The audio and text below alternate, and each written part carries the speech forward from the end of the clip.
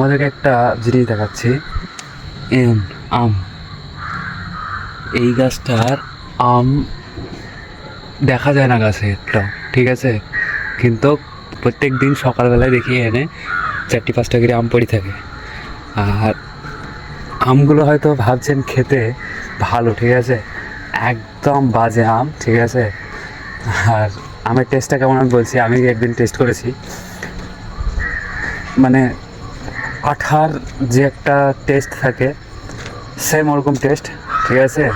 আর নাই মিষ্টি না টক, ঠিক আছে, খালি আঠার একটা গন্ধ বেরোয়, মানে ওই আঠার গন্ধটাই খালি। আর তাছাড়া আমের কোনো টেস্ট নেই, একদম বাজে খেতে আমটা, ঠিক আছে। নাহলে তো প্রত্যেক দিনই 4-5টা করে আম খাওয়া যেত।